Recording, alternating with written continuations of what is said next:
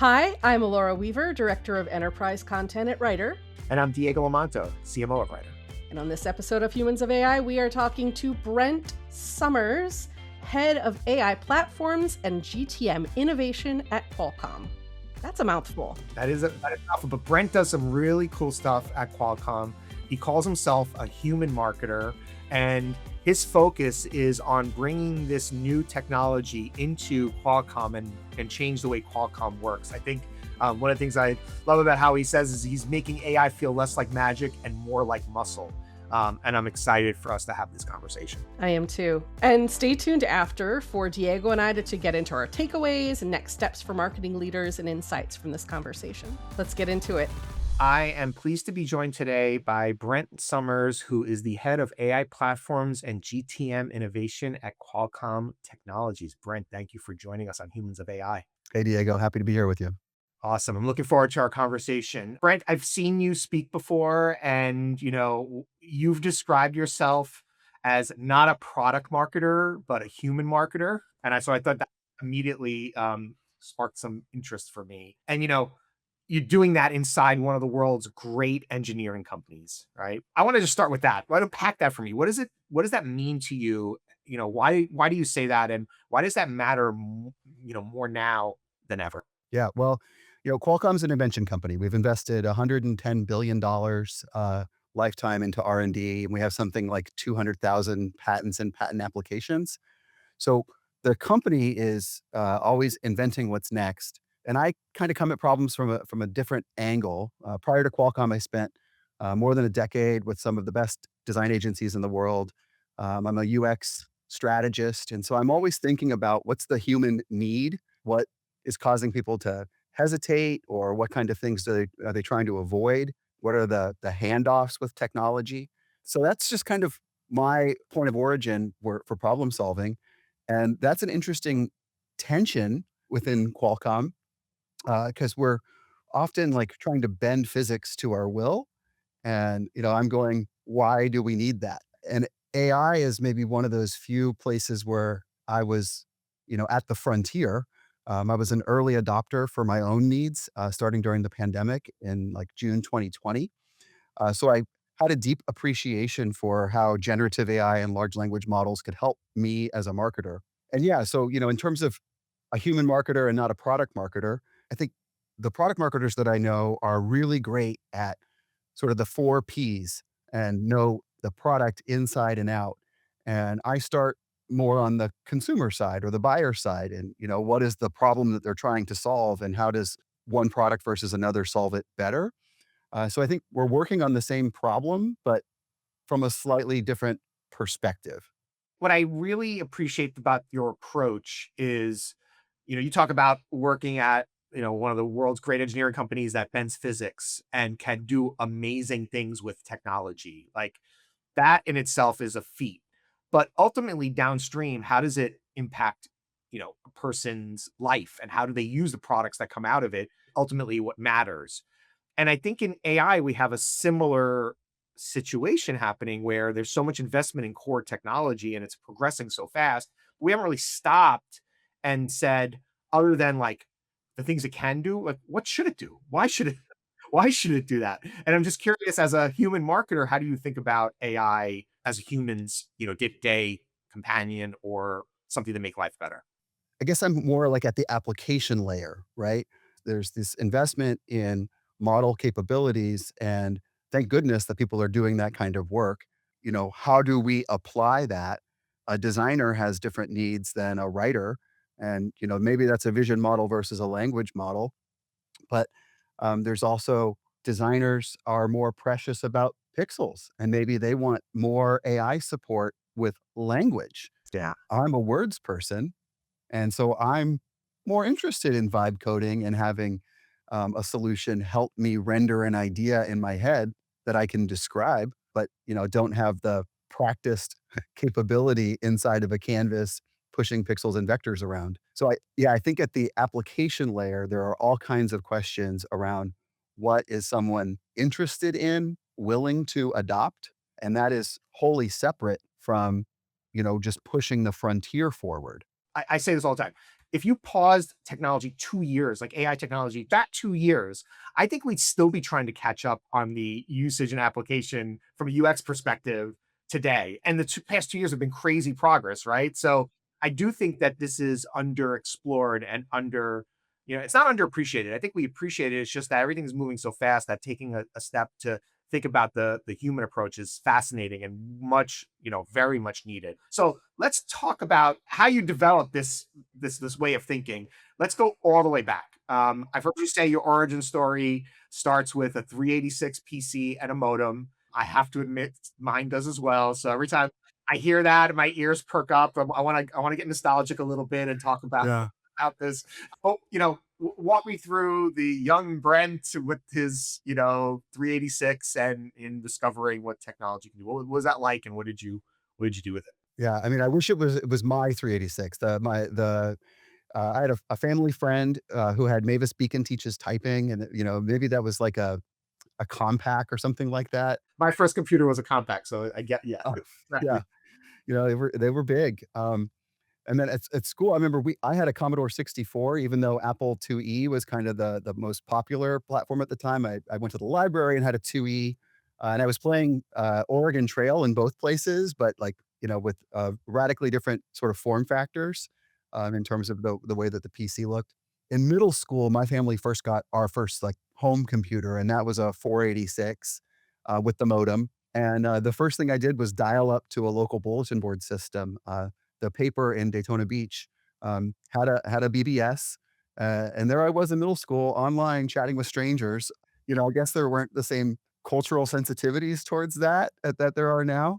I was in chat rooms, I was playing text-based, RPGs, just having all kinds of fun building, community. And then beyond the community stuff, Windows 3.1 was the platform that we upgraded to or whatever at the time. And maybe you remember Microsoft Bob. Oh, Um, yeah, I think that's where my fascination with UX came from. Is Bob was Windows, but a whole different approach, and this sort of like surreal house. It was maybe the origins of skeuomorphism, right? Like I opened the door, I went inside, I turned on the lamp.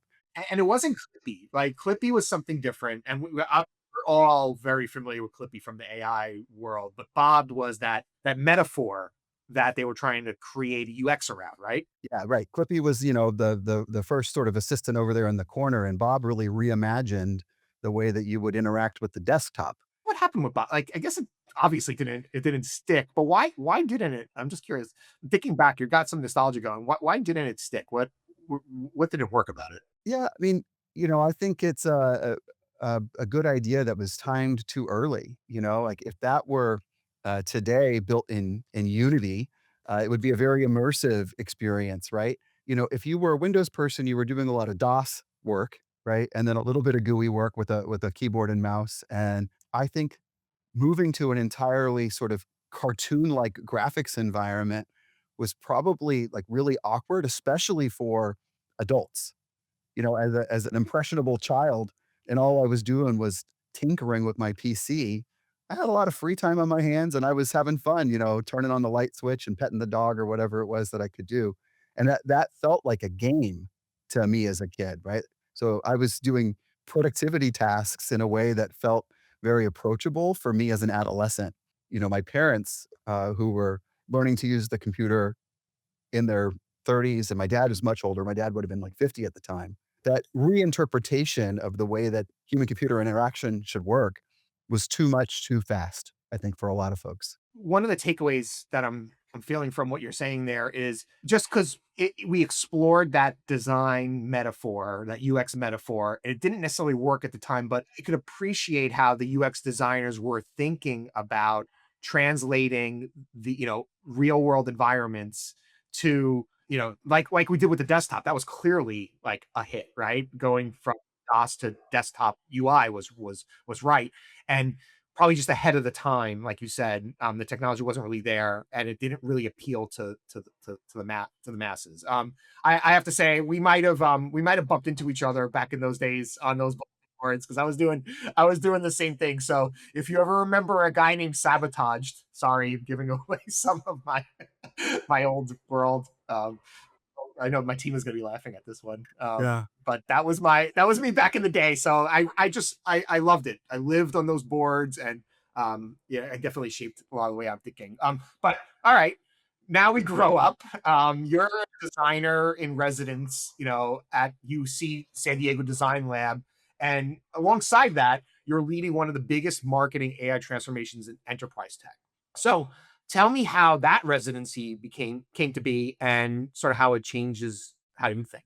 Residency came from my participation and advocacy inside of the design community. People, I think, don't realize that UC or that San Diego is a hotbed for design. I've been championing design here for, I don't know, more than a decade. Organized a lot of meetups and securing corporate sponsorships and that sort of thing. I was fortunate to work at a studio downtown that had really nice like exposed beams and just a very welcoming space, and had leadership that was happy to invite people in. I think where the inflection point was in 2024. San Diego and Tijuana jointly shared the title of World Design Capital, and so that was a nutso year.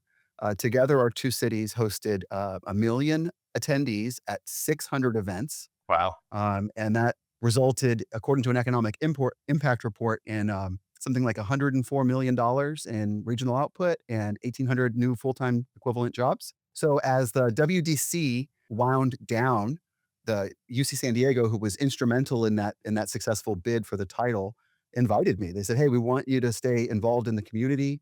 We have the design lab here at UC San Diego. What do you think about having a desk space and coming over and spending a few hours every week mentoring students and consulting with faculty?" So I've been doing that since maybe like October or November of last year. And right now, we're in the middle of a public seminar series called Design at Large, and we're examining human first AI practices. This week, we're looking at sort of the impact on the planet and who owns AI. And previously, we've looked at the embodiment of AI in terms of robots and XR. So trying to bridge academic research and applied, enterprise commercialization of those innovations. Being in an engineering lab is obviously, there's a lot of first principles thinking there and openness, but it is two different types of worlds, right? On the business side, versus the academic side. So what is it like being this, human first thinker, ethnographer, so to speak, inside Qualcomm's culture?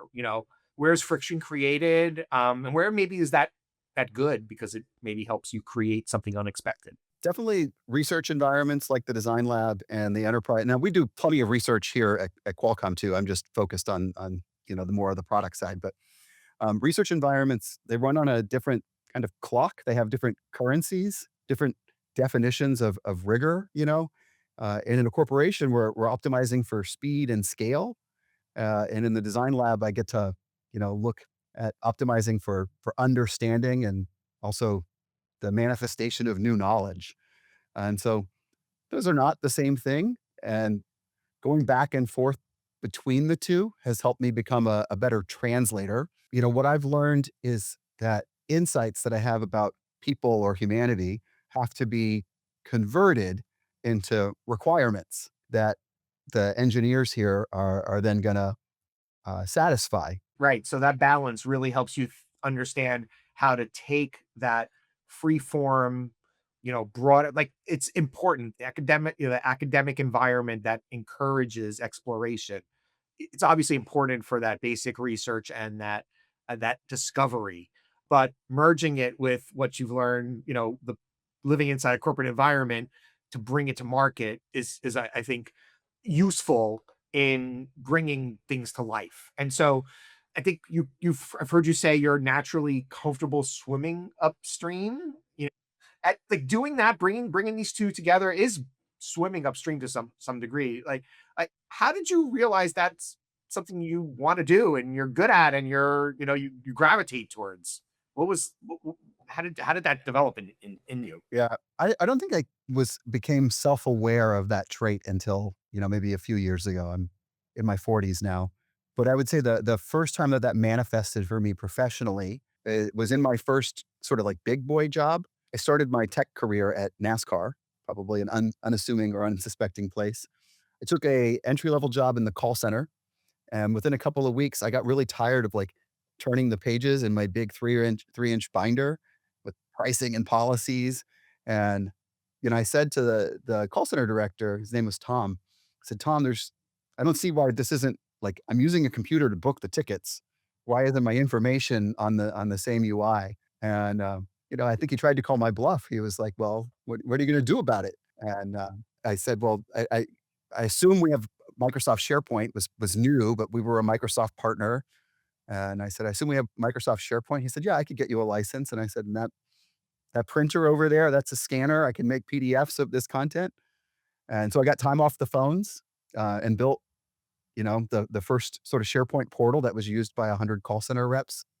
And that catapulted me out of the call center and into IT. And I spent, 6 years in IT at NASCAR. And that's the intersection really of technology inside of a marketing organization. Like NASCAR broadly, I think is a marketing company. And so today I'm doing the inverse of that, where I'm in a technology company doing marketing. And let's talk about that. Let's get into what you're doing in Qualcomm in marketing. If you could walk us through it, for what I think started as a pandemic project, right? Has Mhm. become one of your career's most defining chapters. Yeah. Can you take us back to the beginning? Given your approach, what was that moment you decided that you wanted to bring AI into Qualcomm's marketing function all in? What were you seeing that others weren't, and what was the trigger that inspired you to make it happen? During the pandemic, I started a Substack. I, was writing a lot of headlines, and I eventually discovered a GPT wrapper. Paid $50 for lifetime access, and I was able to use that for my Substack, and then also at a couple of jobs that I had prior to starting Qualcomm. And then when I joined, my personal software license was not permitted, and I just sort of accepted that and went on to initiate the ABM program that I was hired to build. And then there was a moment in November of 2022 when suddenly AI moved into the foreground. Uh, What happened? a little platform called ChatGPT launched, and that caught everybody's attention by storm. Qualcomm's an AI company, right? We are driving AI innovations for 15 years now. So I don't know that I saw the future so much as had lived experience with the future ahead of most everyone else. So I knew that there was a sea change coming in the way that work got done. And, I was a middle manager. I'd only been here for like 6 months, but I knew, like, very sincerely, that the program I was leading, the account-based marketing program, could be accelerated by access to large language models. I could personalize content for verticals or individuals at scale. Yeah, so that lived experience is what I saw, and was able to build a business case around that and motivate us to do a trial with a platform that well called Writer in the summer of 2023. And you have been and continue to be one of our, most pioneering and impressive users of the platform. So I think you called the ABM program your first baby, Yeah. and the first place that you've applied this. Get to the practitioner level now for the people who want to hear behind the scenes, as much as you're comfortable sharing what you built, and what it took to build it, because I think that it's impressive what you all have done, and I'd love to share that a little bit deeper. Thanks. Yeah, so I joined Qualcomm in 2022. My charter was building a lead generation practice. And given the natural concentration of our customers, it made sense for ABM to be the strategic beachhead, if you will. So for folks who are not familiar with Qualcomm, we make processors that are in your phone, your car, your PCs. And there are only so many mobile handset manufacturers or automotive manufacturers on the planet. So ABM made a lot of sense for us.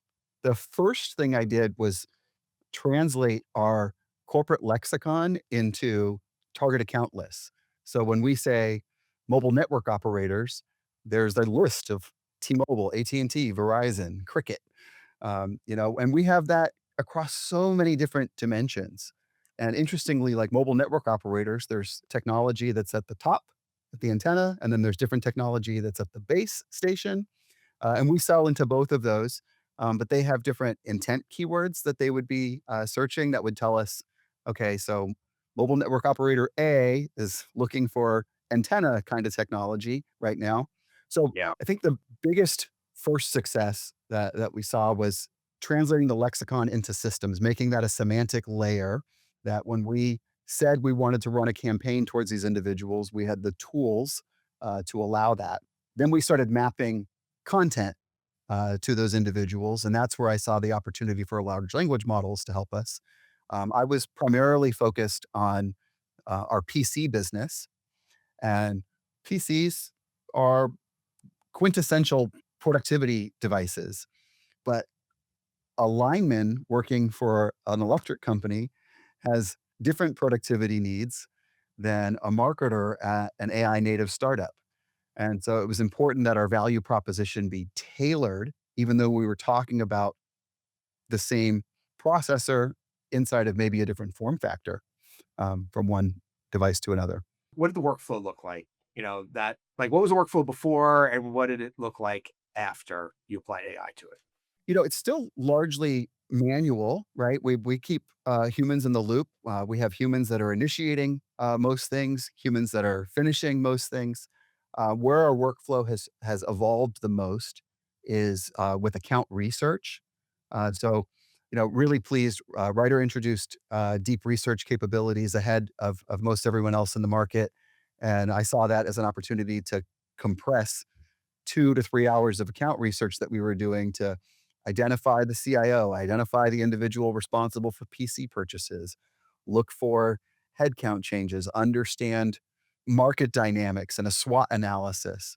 So that's a workflow that used to be entirely manual, just Google searching and LinkedIn searching, and became, go to my agent, type in the company name, wait a few minutes, and download the report. And when you say the human kicks off and closes it, what does that mean then?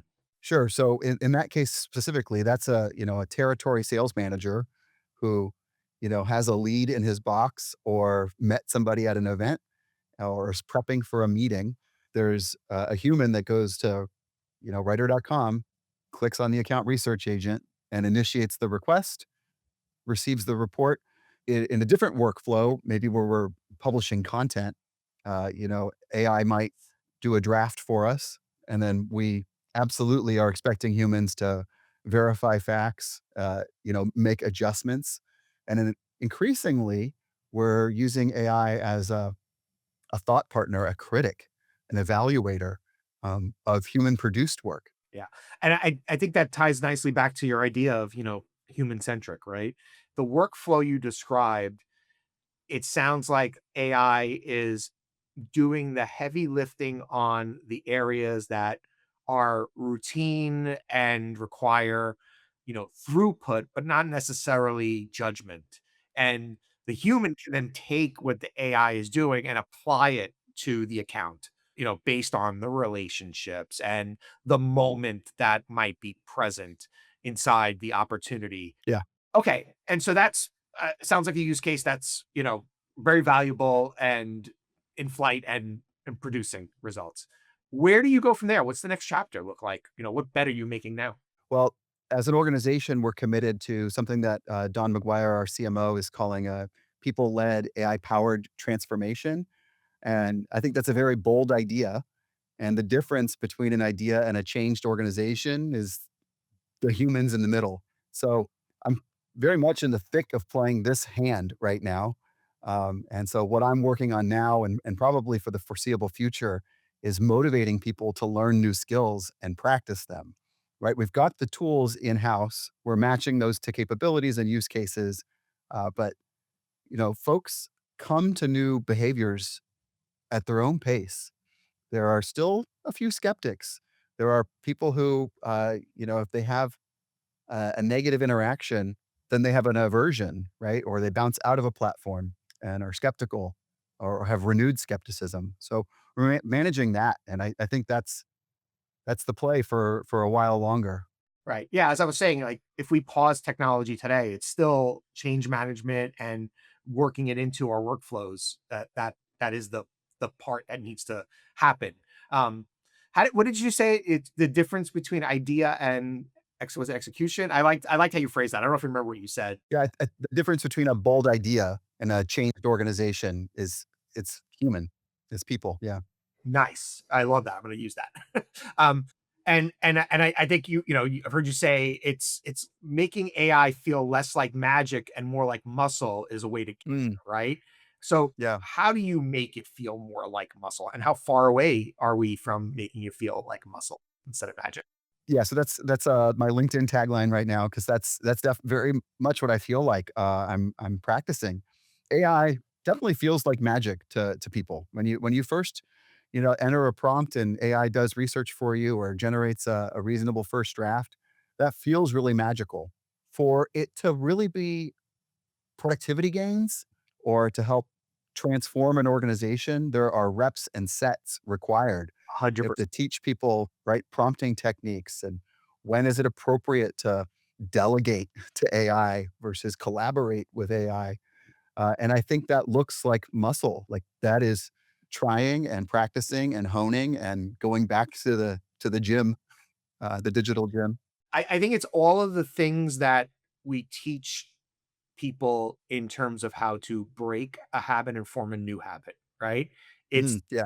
principles apply. It's you have to have the rep, like as you said, the reps in before it becomes natural because people are so trained to just do things the way they've always done it. And for them to change the way they've always done it requires a landmark event or some sort of training practice that changes the core habit. And so I do this all the time with my team. We've talked about this on this show before, but you know, my habit breaking procedure is anytime they come to me and ask to spend money, I ask them how are we applying an agent to this? How are we using AI to do this? Why should I spend money on that technology or that tool? Have we thought through the AI approach? And a sufficient amount of annoyance from me doing that has forced them to make it a habit, and now we have the habit, right? So totally with you on that. To go from magic to muscle is building a muscle and forming that that repeat repetition is super important. Okay, so if we're talking, there's a lot of marketing leaders and CMOs that listen to this, and most of them, I've talked to a lot of them, they're still in experimentation mode. And I don't know if they have a Brent on staff, but if they don't, they're sitting there with pilots and use cases. They haven't built an infrastructure. They certainly don't have a magic to muscle motion. What would your advice to them be? What should they be doing differently? What have you observed that you can share with others who are looking to get the progress you've seen? I mean, I guess that depends on how long someone's been experimenting because it takes a while to see results. It's okay to be in experimentation mode, but if someone's just getting started, speaking only from our own experience here at Qualcomm, I think you need to nominate someone to own the business case and the outcome.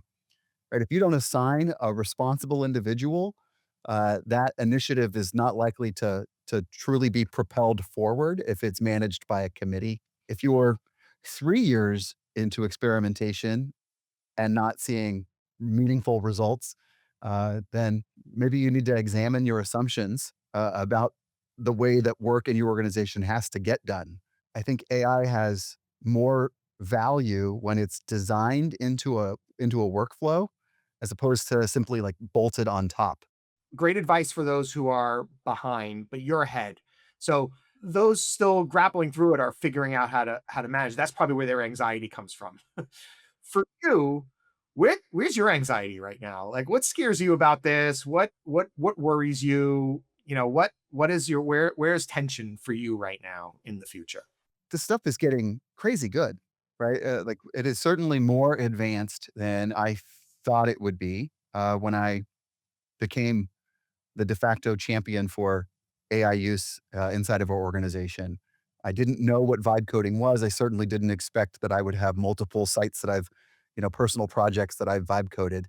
And so I think that points to a new world order, a whole new economy that's likely to manifest out of this. And so that is both significant opportunity and, there's some risk there. So I have a lot of anxiety about making the right judgment calls and guiding people and practices towards an outcome that keeps our head count where we're at, keeps the people who I love working with employed, and also keeps people fulfilled. I'll get a lot of personal satisfaction from working. It's a big part of my identity. And, there's some people espousing that, the need for human work is going to go away. Now, I love the arts and I like, taking vacations as much as the next person, but I think life without work would be a bit drab and dull. That's what's scary or anxiety inducing to me is like, we've made so much progress in the last 3 years. I'm assuming that this stuff is pace is just going to continue to accelerate. And I'm not smart enough to know where, where it's going to accelerate to. I totally appreciate that, Brent. We have to remember that those of us who are at the edge here, you know, are impacting and influencing what happens next for people. Right. So I appreciate that you have that empathy and that thoughtfulness in regards to what it means. It could be a whole nother podcast. I, I think we're going to be okay. I mean, we can get into historical patterns, and I'm a techno optimist to some degree, even though I know I think we'll reshape and we'll understand is so there's a lot to be figured out there, but I appreciate a leader like you thinking having that as part of your compass as we navigate through. Okay, Frank, what I like to do to close out is some rapid fire questions, and the first one would be tied to what we just talked about. So first thing that comes to mind, one word, a sentence, whatever. I'm ready to go. Yeah, let's do it. All right, cool. What's one marketing skill that you think becomes more valuable because of AI, not less? Mm. You said it earlier. You said judgment. You might also call it taste, right? Choosing the right thing to do or which version of something is best. I think that's remains important. That is becoming the go-to answer for that question on the show. I think that's something that's true. I'm violent agreement. So, um, makes sense to me. Um, if you could automate only one thing in on your marketing team right now, what would that one thing be? Yeah, I'm the ABM guy still in my heart and soul, and so I think account research that upfront work is crucial to productive sales and marketing. Okay. And what is one piece of marketing advice that you used to swear by that AI has completely changed your mind on? Content as the most important unit of output for for a marketer. I think, signal is more important than volume right now. Yeah. Signal and this is your answer, so it goes on the record, and so we're not going to change the transcript. But I think signal and differentiation. Going back to your taste, LLMs are great at averaging and giving you what you want to hear, but they're not great at yet. And I'm not sure they'll ever be great at, given the fundamental architecture of them, at divergence and divergent thought. And so I will add to that. I agree, and I think taste and differentiation for me. Adding on to that. Okay, last question. This doesn't have. We could spend some time on this.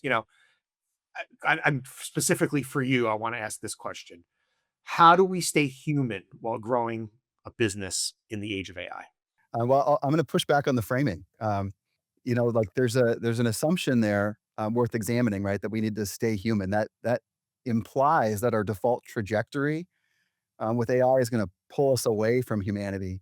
And yeah, I guess if we're not careful, vigilant, intentional, that we might drift. But I think the opposite risk is just as common and maybe more dangerous. And it's not that AI makes us less human, but that we use AI as an excuse to not do the hard and human work in the first place. Brilliant answer. We have to have difficult conversations with each other, right? We have to talk to our customers to understand what their pains are, to understand why they did or didn't adopt a feature.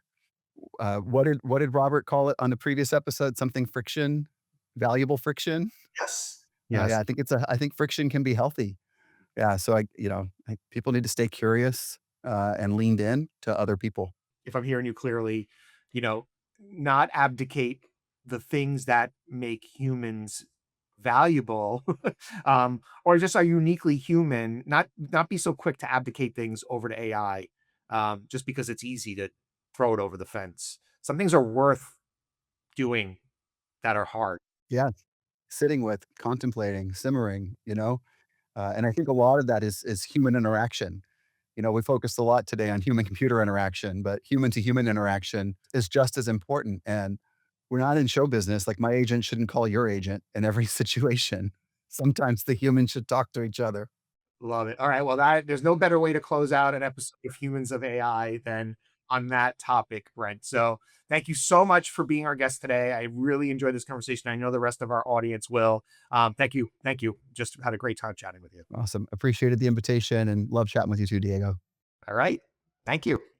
So I loved that conversation, Diego. How about you? Likewise, he's such an easy guy to talk to, and just the depth of consideration for how the technology relates to the human experience is just, I love going there, because you could tell his brain is working a layer deeper than just the surface level of it. So I appreciate conversations like that. Look, I didn't major in marketing in college, but from what I understand, marketers aren't generally given an education around human-centered design.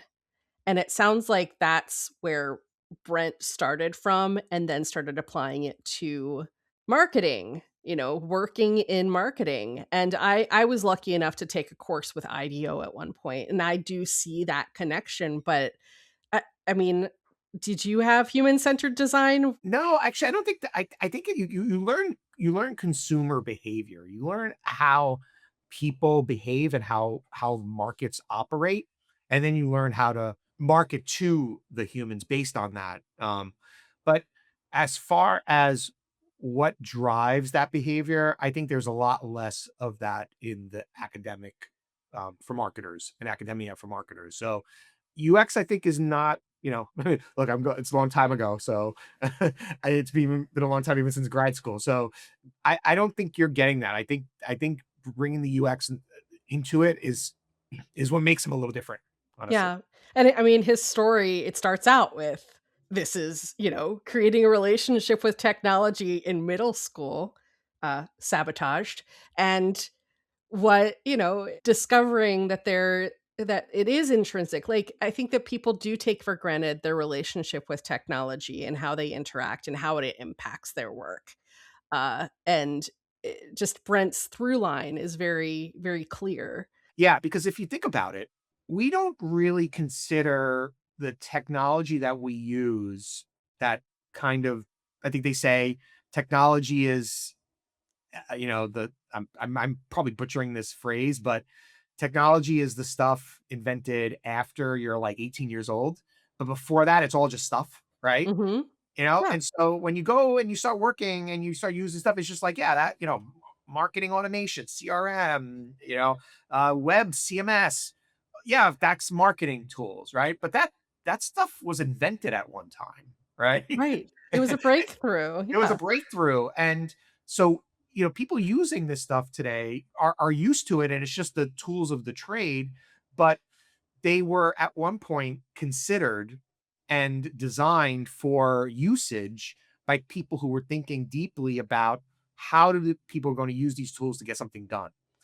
And we're now thinking about AI in the same way. It's core technology that is amazing, but how are these tools going to help people get stuff done efficiently? I don't think we know yet. We're still in the experimentation phase where we have all this amazing core tech that we're doing use cases on, but how it's going to settle into tooling, I think there's still ways to go on that. And that's where Brent's type of thinking is going to help us bridge the gap.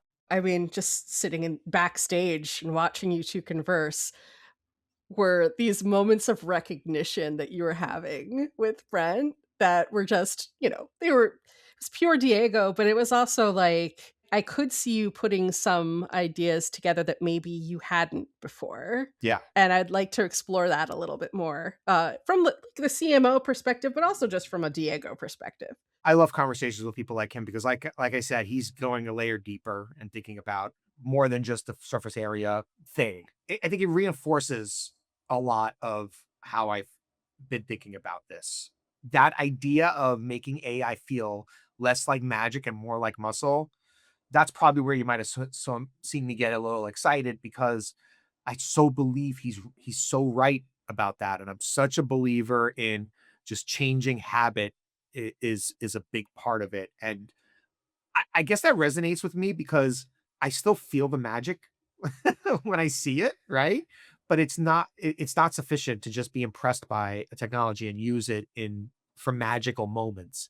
It's got to become something that you learn how to operationalize and create muscle around. And so that really resonated with me. And then, the whole point about how really like, what takes an idea to execution or like, becoming the routine is the people in the middle. It's so true. There's so much technology that has not necessarily taken hold because we haven't gotten the people to adapt it right. And so I think about that a lot. Um, and I think it's incumbent on us as marketing leaders to make that happen. Was there anything that you said, "Okay, that's cool," but as it's cool to say as a practitioner, but from a CMO's point of view, maybe there would be some like, let's base this in business reality." I wonder how do you do this without a Brent on staff? Mm, That's what I wonder about. Like Qualcomm is a fantastic organization because they have people like Brent. They understand, they're engineers. They bring products into the world that didn't exist, that change, he said, bend the law of physics, right? yes, and that's the I mean, that's ingrained in their culture as a technology company. Yeah, and so all of this, you know, Brent has a UX background. I've worked at a design lab. Like making that space for that kind of thinking is harder in industries where they're not bringing core ideas to the world, whether it's finance or retail, right? Like those are different types of industries than engineering. And so, are you making the space for people like Brent to rethink how things are done inside your organization? Because if you're not, it might be challenging. So that's where I was like, hmm, I wonder about the firms that don't have this kind of culture. Yeah, it's kind of the chicken before the egg too, isn't it? Or chicken or the egg, right? So you have to if you are a legacy company with layers and layers of SOP, uh, you're gonna have to rewire anyway, and in order to rewire, you need a Brent. Yeah, but that like, how do you get that? How do you convince the CFO to make room for that? As Brent says, yeah, I have hard conversations to make these things happen. Exactly. So I hope that CMOs out here are going to be listening to this conversation and putting it in front of their CFO and saying, this is an opportunity for us to bring in revenue. So was there anything that you heard Brent say that you went, I wish more CMOs understood this? I just look for more CMOs step back and divorce themselves from the day-to-day ROI and delivering the metrics and thought broader, and because they want to, but it's hard. I'm in the job. I know how it is. It's hard, but I just worry for those who don't get off the hamster wheel and think about how do we design this thing better in this new age. I worry that they're going to struggle because so much is happening that if you're not putting effort into navigating this right now and thinking through this and putting the experiments out there, it's going to be tough a year from now when others have started to figure it out and you haven't. We talk about the productivity play, the productivity trap. I think just goes back to that. Well, we always talk about that. Efficiency, productivity is great, but there are people like this who are thinking about fundamental nature of the work they do inside their org. They will outcompete you if you're not thinking about it too. Let's just leave it there then. Okay. Awesome. Thanks, Diego. Thanks, Laura.